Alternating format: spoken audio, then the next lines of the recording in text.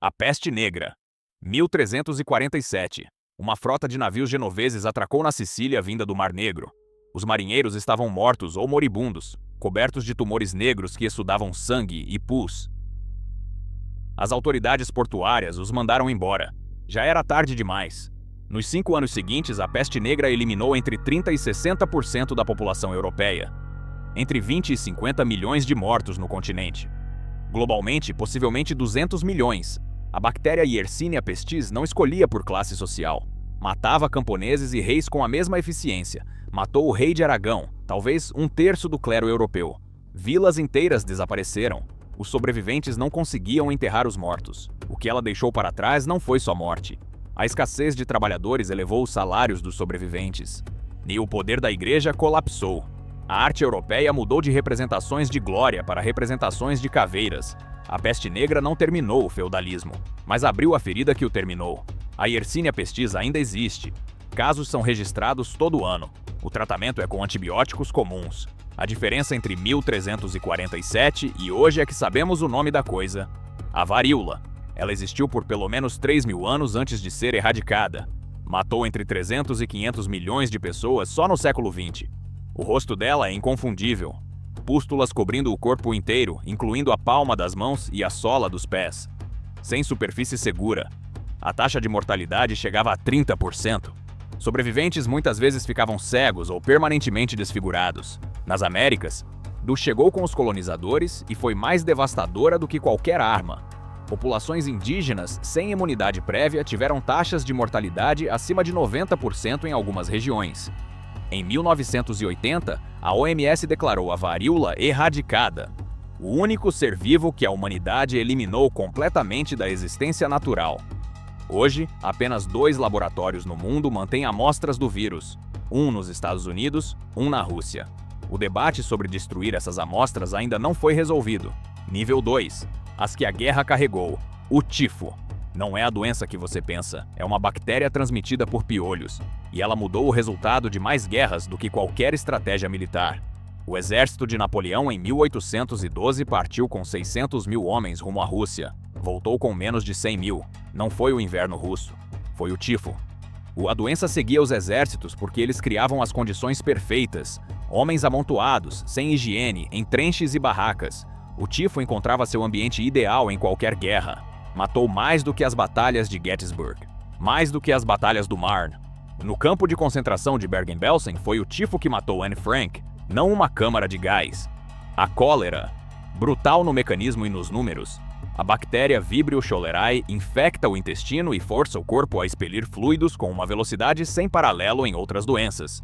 Uma pessoa pode perder litros em horas. Sem reposição, o colapso circulatório vem em menos de 24 horas. Houve 7 pandemias de cólera documentadas. A terceira, entre 1852 e 1860, matou mais de 1 milhão só na Rússia. Reitary, o médico John Snow, mapeou os casos de cólera em Londres em 1854 e identificou uma bomba d'água contaminada como fonte. Foi o primeiro uso de epidemiologia moderna para controlar uma epidemia. Ele não sabia o que causava a cólera, mas entendeu como ela se espalhava antes que qualquer um soubesse o nome da bactéria. Até aqui, doenças que a história documentou com clareza. O próximo nível pertence às que chegaram rápido demais para o mundo entender. Nível 3. As que chegaram rápido demais. A gripe espanhola. 1918.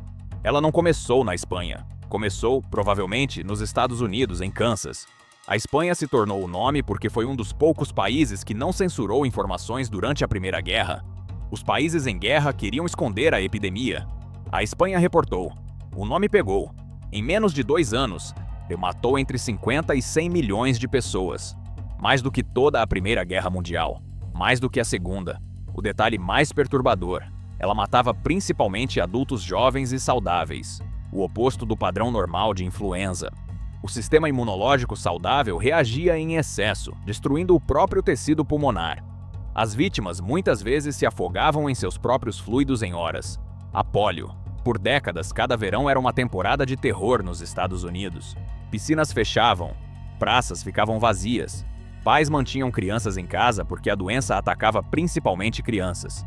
O poliovírus não mata na maioria dos casos. Em 1% das infecções, Ele invade o sistema nervoso e paralisa os músculos. O pulmão pode parar. Crianças acordavam sem conseguir respirar. O pulmão de aço era a solução, uma máquina que respirava por você. Fotos de wards hospitalares com centenas de crianças em pulmões de aço paralelos são umas das imagens mais perturbadoras da medicina moderna. A vacina de Jonas Salk em 1955 mudou tudo. Em 1979, erradicada dos Estados Unidos. Em 1994, das Américas. Ainda existe. No Afeganistão e no Paquistão, onde campanhas de vacinação foram interrompidas por conflito. Nível 4.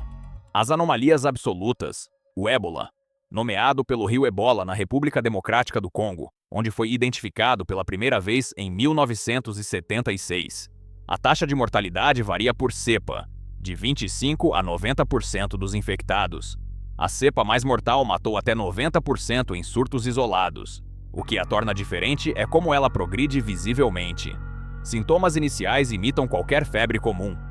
Depois o vírus ataca os vasos sanguíneos. A coagulação falha, o sangramento começa. Em 2014, o maior surto da história saiu da África Ocidental. Mais de 11 mil mortos. A vacina para a ebola foi aprovada em 2019, 43 anos depois da identificação do vírus. E então existe ela, a mais recente, a que ainda está sendo debatida, o Covid-19. Em dezembro de 2019, um cluster de pneumonia incomum foi reportado em Wuhan, China. Em março de 2020, a OMS declarou pandemia. As estimativas de excesso de mortalidade global variam entre 15 e 20 milhões de mortos atribuíveis ao vírus. O debate sobre a origem não foi formalmente resolvido. O que a separa de qualquer outra doença nessa lista é que aconteceu em tempo real, com câmeras, com redes sociais, com governos transmitindo coletivas enquanto UTIs colapsavam.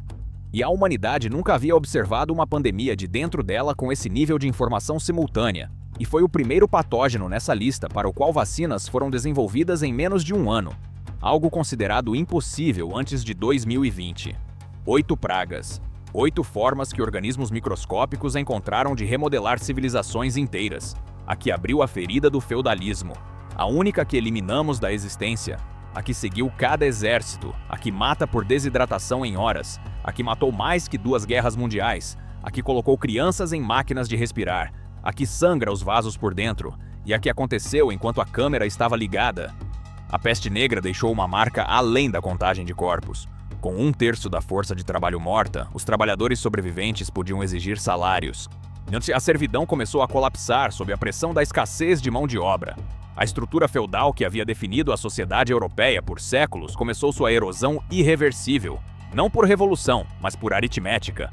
A praga criou as condições para o renascimento. A erradicação da varíola exigiu não apenas uma vacina, mas um sistema global de vigilância e resposta capaz de encontrar cada caso em 72 horas. O último caso foi um cozinheiro de hospital na Somália que sobreviveu. Ele ainda está vivo. As bactérias do tifo precisam tanto de um hospedeiro quanto de um vetor. Elimine o piolho e a doença para. O insight fundamental: a transmissão de doenças requer uma cadeia. Quebre um elo. A campanha contra o tifo transmitido por piolhos na Segunda Guerra Mundial envolveu desparasitação em massa de populações de prisioneiros usando DDT, o primeiro uso em larga escala de um inseticida na história humana. O mecanismo de morte da cólera é direto. A bactéria produz uma toxina que força as células do revestimento intestinal a bombear água para fora do corpo a uma taxa que supera todos os mecanismos compensatórios. A solução de reidratação que evita a morte custa menos de $1 por dose. A diferença entre o custo da cura e o número anual de mortes não é um problema médico. A gripe de 1918 se espalhou rapidamente em parte porque a frente ocidental havia criado a pressão evolutiva perfeita. Um vírus que matava lentamente demais se espalhava mais do que um que matava imediatamente. O vírus mais bem-sucedido é o que mantém seu hospedeiro vivo e móvel por tempo suficiente para se espalhar. Os saltos do ebola dos reservatórios animais para humanos não são acidentais. Acontecem em fronteiras ecológicas específicas, onde o desmatamento e a caça trazem pessoas em contato com populações de morcegos que carregam o vírus sem adoecer. Cada grande surto foi rastreável a uma perturbação ecológica específica. A paralisia da polio é um resultado raro da infecção. Menos de 1% dos infectados desenvolvem paralisia. A maioria das infecções é assintomática. O vírus circula invisivelmente por uma população por meses antes que alguém perceba os casos de paralisia. A erradicação requer encontrar e vacinar pessoas que não mostram sintomas. A Covid-19 deixou um fenômeno documentado na literatura médica como Long Covid, uma síndrome pós-infecciosa afetando um estimado 10% dos sobreviventes com sintomas persistentes por meses ou anos. As consequências epidemiológicas e neurológicas completas de um patógeno que infectou essa fração da população global, simultaneamente, ainda estão sendo medidas. Nenhuma delas escolheu você. Elas fazem o que foram construídas para fazer: replicar. O problema nunca foi o vírus. Foi sempre quanto tempo demora para a ciência ter um nome para o que está te matando. Se isso te perturbou, o próximo passageiro sombrio vai ser diferente. Não são organismos, foram líderes. E as pessoas que morreram acreditavam neles. Isso foi o passageiro sombrio.